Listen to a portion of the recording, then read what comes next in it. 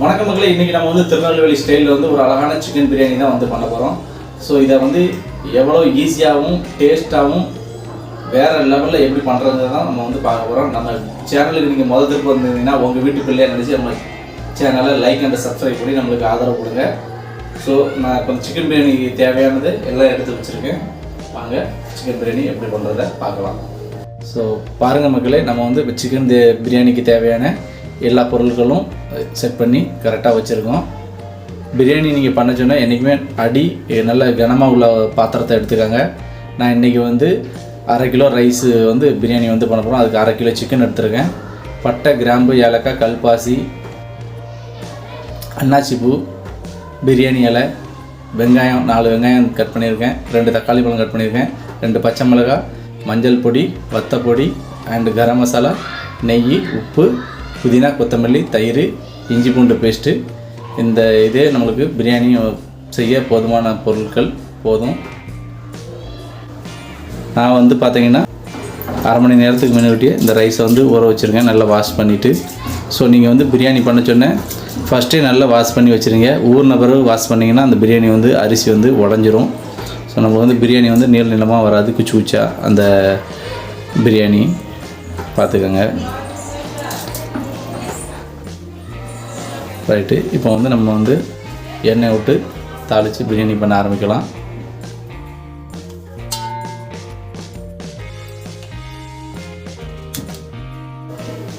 சட்டி நல்லா சூடாயிட்டு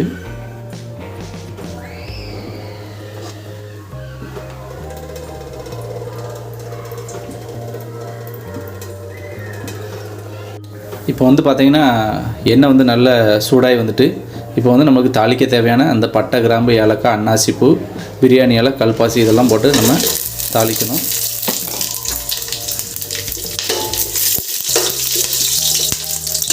இது நல்லா பொரிஞ்சு வந்த பிறகு வெட்டி வச்சுருக்க வெங்காயம்,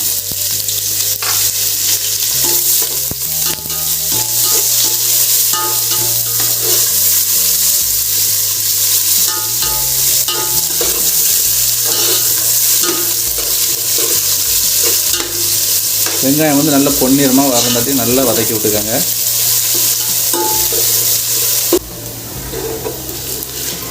வெங்காயம் வந்து இப்போ ஓரளவாக ப்ரௌனாக வசங்கி வந்துட்டு இந்த சமயத்தில் நம்ம வந்து அரைச்சி வச்சுருக்க இஞ்சி பூண்டு வந்து சேர்த்துக்கிற போகிறோம்.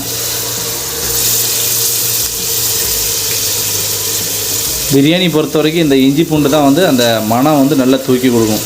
ஸோ வந்து என்றைக்கு வந்து இஞ்சி பூண்டு அரைக்கச்சோன்னா வந்து பூண்டு ஜாஸ்தியாகவும் இஞ்சி வந்து கொஞ்சம் கம்மியாகவும் நீங்கள் அரைச்சிட்டிங்கன்னா அந்த பிரியாணி மனம் வந்து இன்னும் கொஞ்சம் வந்து வேறு லெவலில் இருக்கும் உங்களுக்கு.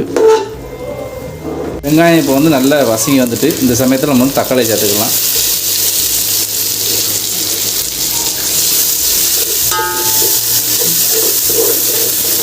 அந்த இஞ்சி பூண்டு பேஸ்ட்டு போட்டவுடனே அந்த பாத்திரத்தில் வந்து அப்படியே ஒட்டும். ஸோ அதை ஒட்டாத அளவுக்கு நம்ம அப்படியே கிண்டி விட்டுக்கணும். நல்லா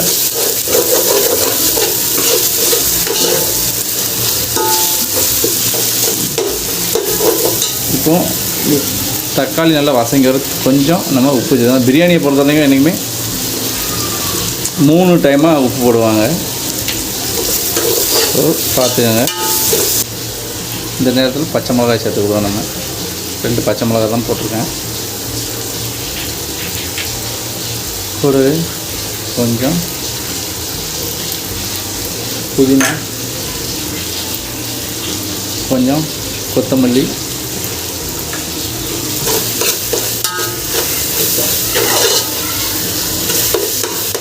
போட்டு இதை நல்ல மசாலா வாசம் கட்டும்.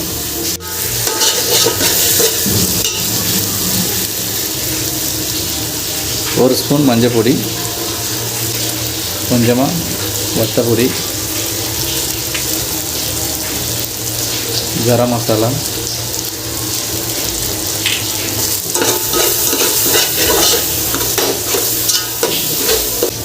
இப்போ வந்து நம்ம சிக்கனை ஆட் பண்ணிக்கலாம். 1/2 கிலோ சிக்கனை வந்து நான் இதில் சேர்க்கேன்.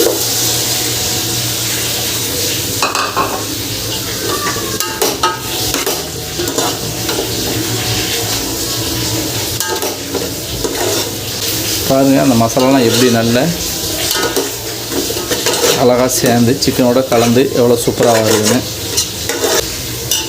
கூடவே ஒரு சின்ன கப்பு தயிர்,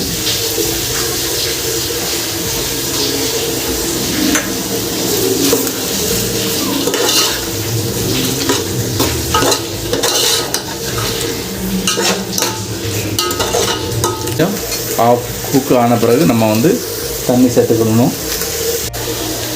நான் வந்து இப்போ இந்த கப்புக்கு வந்து 2 கப்பு ரைஸ் எடுத்துக்கிட்டேன். ஸோ இதுக்கு வந்து நம்ம இப்போ வந்து ஒரு 3-3.5 கப்பு தண்ணி வந்து ஊற்ற போகிறோம்.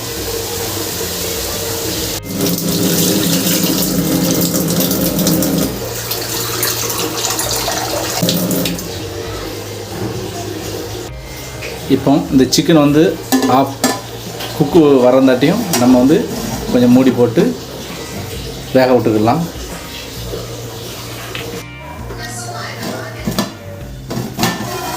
இப்போ பார்த்தீங்கன்னா சிக்கன் வந்து ஆஃப் குக்கு வந்துட்டு, ஸோ இப்போ இந்த சமயத்தில் நம்ம வந்து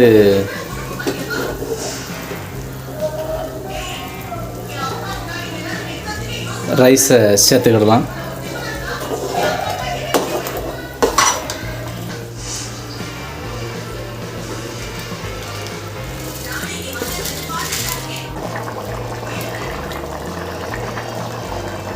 இப்போ பார்த்தீங்கன்னா வந்து அரிசி வந்து ஆஃப் குக்காய் நல்லா வெந்து வந்துட்டு, தண்ணியும் பாருங்கள் அப்படியே இறுகிட்டு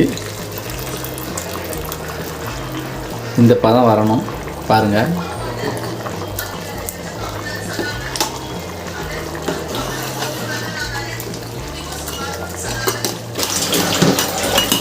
இப்போ பார்த்தீங்கன்னா தண்ணி இறுவி அந்த ரைஸ் வந்து மேலே வந்துட்டு பாருங்கள். இந்த நேரத்தில் நம்ம வந்து தம் போட போகிறோம். தம் போடுறதுக்கு முன்னாடி மேலே கீயை சேர்த்துக்கலாம். நெய்யை விட்டு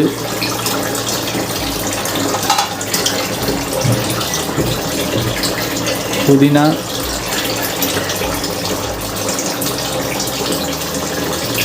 கொத்தமல்லி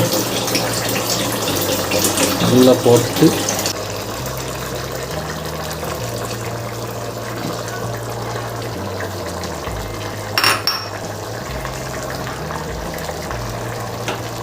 அவ்வளோதான் மக்கள். இப்போ வந்து வந்து நம்ம மூடி போட்டு அதை நல்லா தம் விட்டுறலாம். ஒரு 15 to 20 நிமிஷம் வரைக்கும் இதை வந்து நம்ம ஸ்லோ ஃப்ளேமில் அப்படியே விட்டுறலாம். இப்போ வந்து பார்த்திங்கன்னா ஒரு பாத்திரத்தை தண்ணி பிடிச்சி தம் வச்சிடலாம். இது ஏன் பாத்திரம் வெயிட் வைக்கணும்னா அந்த மூடியிலேருந்து அந்த ஆவிலாம் வந்து வெளியில் போகாமல் நல்லா பிரியாணி வந்து தம் ஆகி நல்லா செட் பண்ணிடுவோம். இப்போ 15 நிமிஷம் ஆகிட்டு வாங்க பிரியாணி தம் பிரித்து பார்க்கலாம்.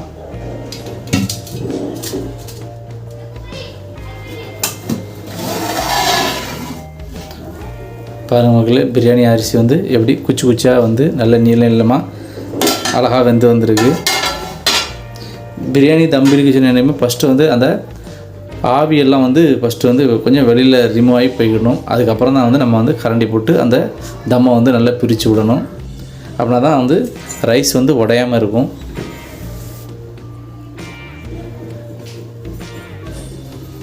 என்றைக்கும் பிரியாணி தம்மோடு இந்த சைடு வழியே தான் நீங்கள் வந்து எடுக்கணும், டைரெக்டாக இது பண்ணக்கூடாது.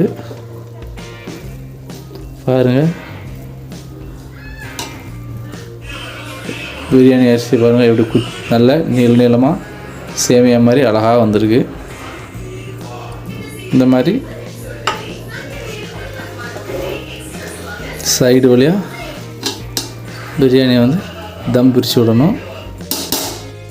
அந்த பிரியாணி ரைஸை பாருங்கள் நல்லா சாஃப்டாகவும் நல்லா குச்சி குச்சாகவும் இருக்குது பாருங்கள்.